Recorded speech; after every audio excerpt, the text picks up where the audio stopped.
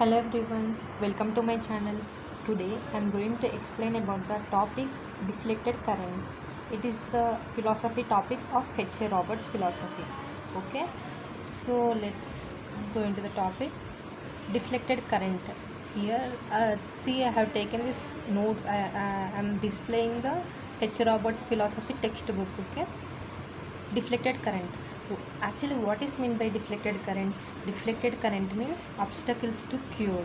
Here in this chapter we are going to learn what are the obstacles that obstructs the remedy to act in a patient. Why our remedy don't act. We are going to learn about these things in this chapter. Okay, deflected current. Here say in the first paragraph he says light waves travel in a certain direction until they meet some obstacles. When they are deflected at an angle of proportionate to the angle of interference. Here they are saying light waves travel in certain direction until they meet some obstacles. In the same way, our homeopathic remedies act in the patient until there is some obstacle that obstructs the way of the cure. Okay, here he is comparing the light rays with the homeopathic remedy. He is saying light waves travel in certain direction until they meet some obstacle. The same way homeopathic remedy acts in a patient until uh, any obstacle obstructs the way of cure. Okay, next let's see. Homeopathic laws are fundamental.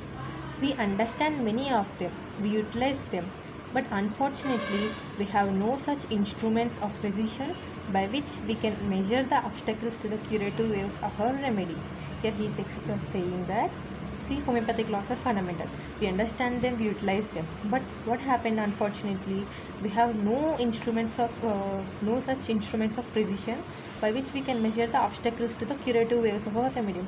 So we don't have particular instruments. We don't know perfectly what's obstructing our remedy to cure the patient. So there are no such particular instruments of precision by which we can measure the obstacles to curative waves, but there are some points by which we can know that some particular thing is obstructing the curative wave. Okay, see, these two questions will be answered in the whole chapter. Okay, why are our results not uniformly satisfactory? See, we are using the this much armamentarum of remedies. We have so many remedies and we have this many laws, but why are our results are not uniformly satisfactory, and why doesn't the seemingly indicated remedy always work? Okay, these two questions will be answered in the this chapter. Next, see, here one by one we are explaining the obstacles now. See, there are many obstacles. There will be obstacle from the patient side, there will be obstacle from the physician side, there will be obstacle from the remedy side itself. So okay, first we will discuss the obstacles from the patient side. See, one obvious reason is the pathological condition of the patient. Okay, if the patient has the severe pathological condition, then our remedy won't cure him. Our remedy can just palliate him. Okay, so one of the obstacle to cure is the pathological condition of the patient. Next, uh, pathological condition. Next, it is tighter but true that more mistakes are made by not looking than by not knowing. Next, see, in the treatment of the pathological conditions, the allopathic team system uses the X-rays, radium, dissipates, and rather so these harmful things causes more damage than cure.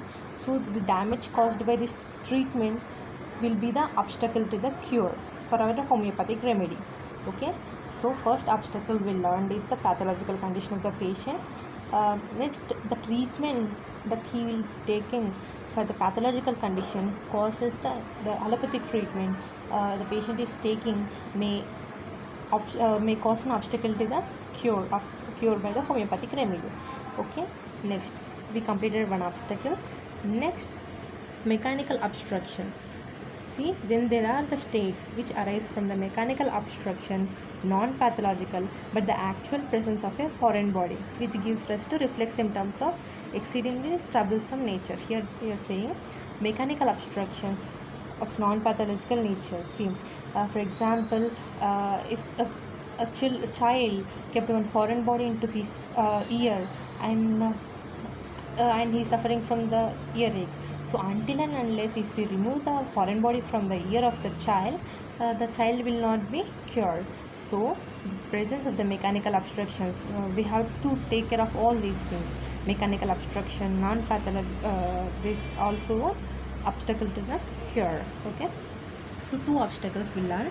Next, psychic trauma, emotional stresses of varying degrees and insistence are the factors that we as homeopathic prescribers should understand and weigh thoroughly in the view of the patient symptomatology. See, this is the main obstacle, this one, psychic trauma. Unfortunately, the patient won't discuss with us his mental status, what he is going through in his life, what is the suffering he is going through in his mental state. He won't, the patient won't clearly express it with us. So but the psychic trauma, emotional stresses are the main obstacle in the cure of our remedy. Okay, Hahnemann himself emphasizes that nothing was so deleterious to health as unhappy domestic conditions, that these conditions could and often did prove insuperable obstacles to cure. Okay, so what are the conditions that are obstructing the cure? Is over anxiety, worry, constant financial stress, tension of maintaining speed in one's work, peculiar industrial demands. And all these and many like stresses have developed unusual influence upon our patients during the past few years.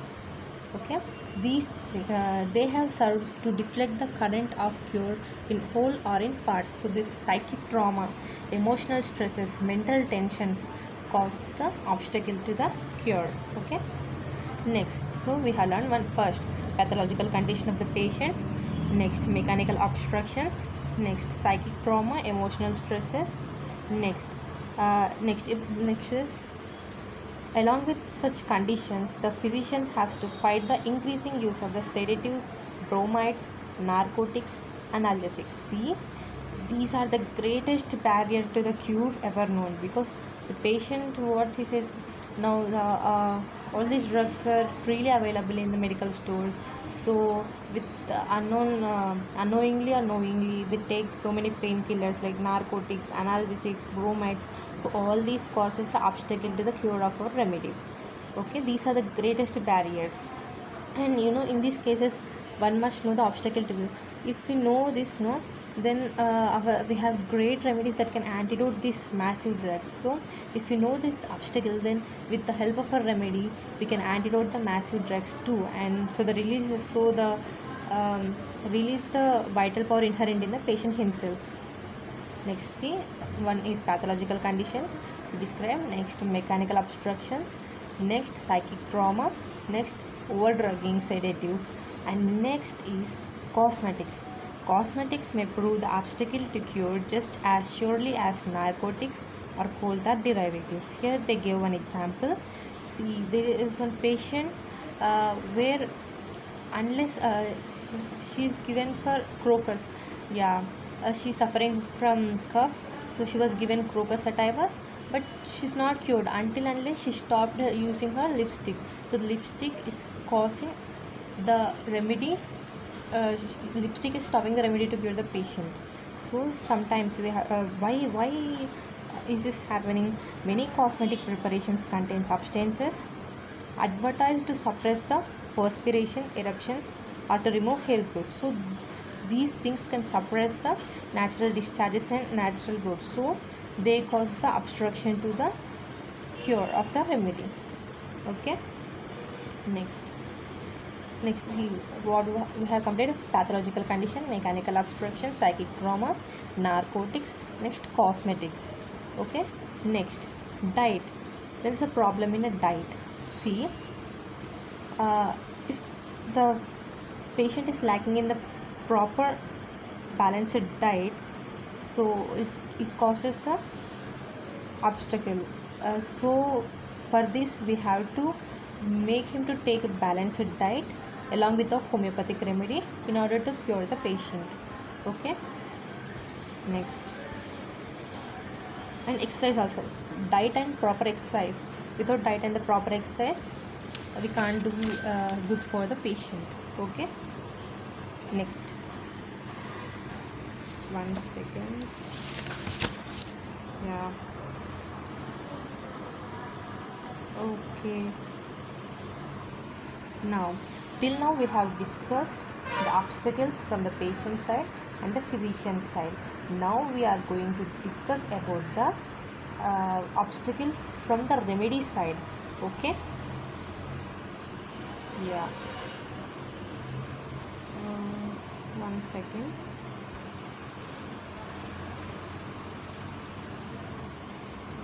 Yes, hi. Yeah.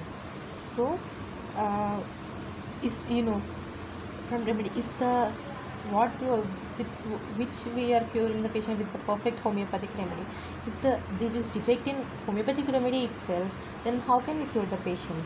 See, we must be able to depend absolutely upon the sources of our remedy. See, the source should be perfect, like the source of the remedy should not be the other member of that gene plant species. The sources should be perfect.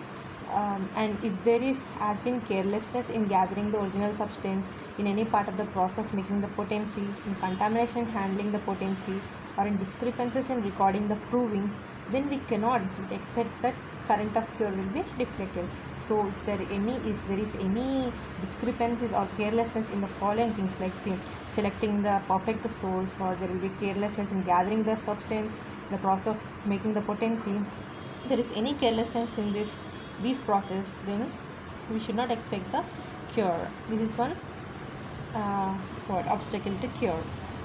And inaccurate labeling may also cause the deflection of the cure.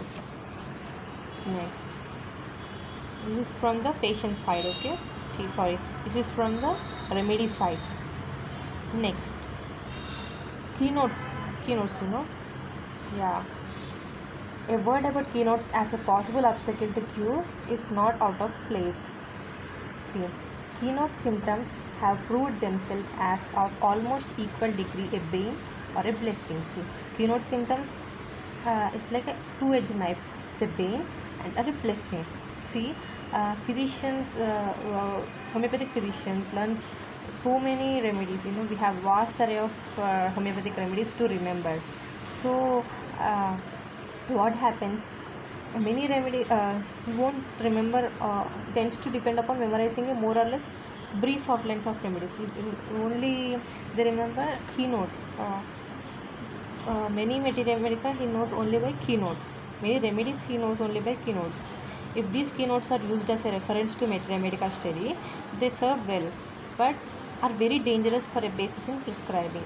If he prescribes solely on the keynote, he may or often does remove the conspicuous symptoms, but this may serve only as an obstacle to cure by deflecting the current of symptomatology and thus distorting the picture of the patient himself. So if he sees only the keynotes, then he may miss the other conspicuous symptoms. So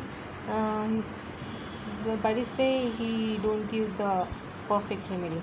So these are the obstacles to the cure. So in order to be the perfect physician, good physician, physicians has to know what is curative in medicine, what is curable in disease, and what are the obstacles that are in the way of recovery. And if he know the how to remove this obstacle, then he will be a master of the art of healing.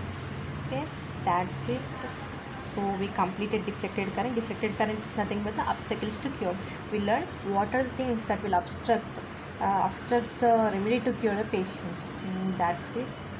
I hope you understand this. Thank you guys. Thank you.